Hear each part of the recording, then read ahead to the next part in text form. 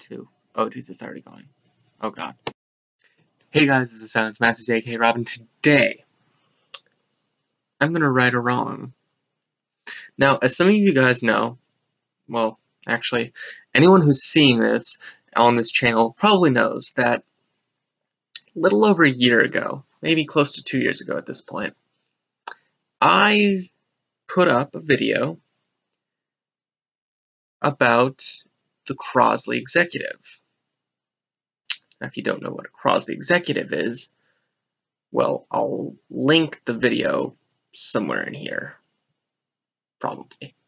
I don't know if YouTube lets me do that anymore, quite frankly. But, regardless, it is, in the simplest terms, a toy record player. And I say that because it's not good. It's just really not good.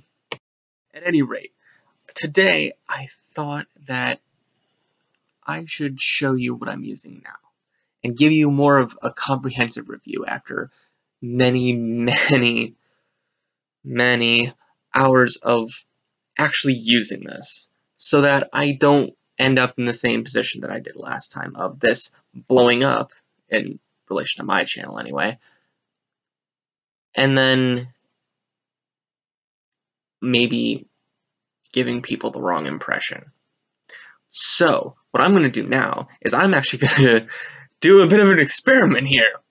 I am going to now switch over to Past Robin, and I'll let them tell you all about it. Well, that was jarring. At any rate, hi, I'm here still. I thought I'd do this a little bit of a throwback. So, this is my new record player setup. I've had this the way it is now for right around 3 or 4 months now. And as you can tell by these boxes upon boxes of records, I have been putting it through its paces. So what we have here is an Audio-Technica AT LP-60 USB in black. Onto it I have these Logitech, I want to say they're Z200 speakers with adjustable bass. And beyond that, the only modification I have is this vinyl style, I want to say 1/4 inch thick cork slip mat, because the felt one didn't really work for me. At any rate, this is what I've been using recently, and I've been putting it very well through its paces. And I can tell you right now, and this is no news to anyone, but this blows the Crosley out of the water in every conceivable way. The sound quality is better, the speed consistency is better, the head shell is better. It's a built-in head shell all in one. It has a built-in phono preamp, no built-in speakers like the Crosley. Boo, I guess, but it does have a built-in switchable phono preamp that you can switch on and off back here. I have it switched on right now because these are actually powered speakers, so I don't need to have a separate amplifier. If you were to put this into a hi-fi system, though, you would want to do that. Now, in addition to this, there are some external accessories that I have that I use on a more or less regular basis. So, let's just go through them real quick. 7 and 10 inch record adapter. Vinyl style record brush.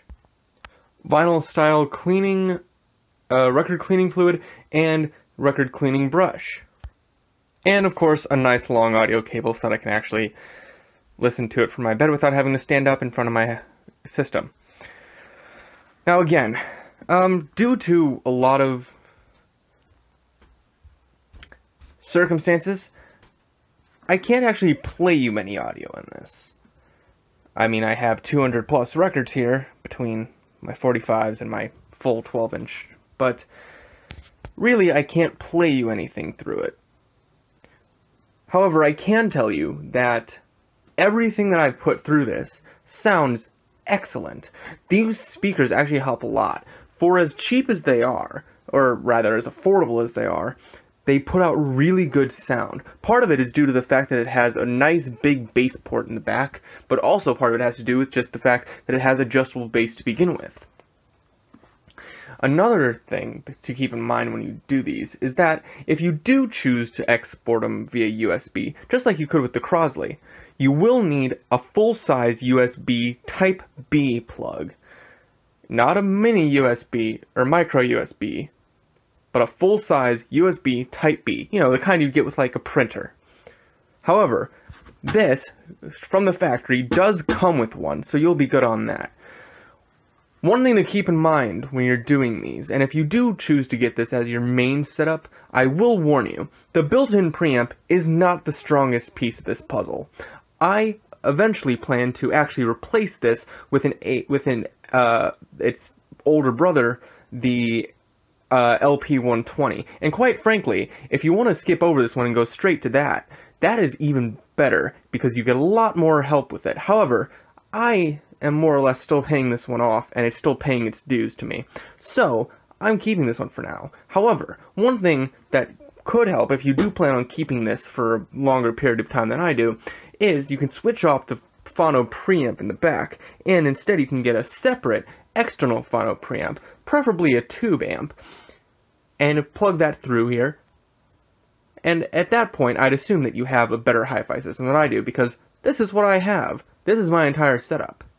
However, I will say, this has gone over much better than the Crosley. It fills the room I'm in every time, and I only turn this up to about 45%. I'd imagine at fuller volumes, you might hear some distortion and maybe even some audio crackle, but that's mostly due to the fact that it's a bit of a lower end deck. With the LP-120, you can actually change out the head shells. This one, you can replace the stylus, but it's a built-in head shell, so you can't really do that. However, for what it is, I absolutely recommend it. Now, let's try and go back to Future Robin if we can. God, that's jarring every time I do it. Alright, so, I'm not entirely sure how this is going to turn out, because I'm basically just editing this thing together more or less as I'm uploading this. So, final thoughts. If you're getting a first record player, and you don't want to go vintage, you want something new that you can more or less just plug and play, the LP-60 is a great option. There are better options, but for its price, it really can't be beat. I got that for just over $130 US, and that was at full price. I could have paid less for it. However, if you're willing to do a little bit more money, its a bigger brother, the LP-120, is a better option. However, I would still add the corked turntable mat, and I would still add powered speakers. Preferably, you want to add something with a dedicated phono inputs that you might even be able to get away without having to get a separate phono preamp. But as a basic setup, mine is perfectly adequate. I won't lie to you and say that it's the best sounding thing you'll ever hear, but it is a very good foundation on which to build, and I do plan to build on it before I actually replace it. You have no idea how long it took to script that out, but before I go, as a final word of warning, I cannot speak for the quality of any individual items that you may buy, only the ones that I have. This is not sponsored in any way by Audio-Technica, nor by Logitech or Vinyl Style. I just tend to use their shit a lot. So, make your own decisions as an informed consumer, and hopefully, you'll find something that works for you. Well guys, I know this has been an absurdly short video, especially by my standards, but I will be going now. Y'all go out, have a good time, listen to some vinyl.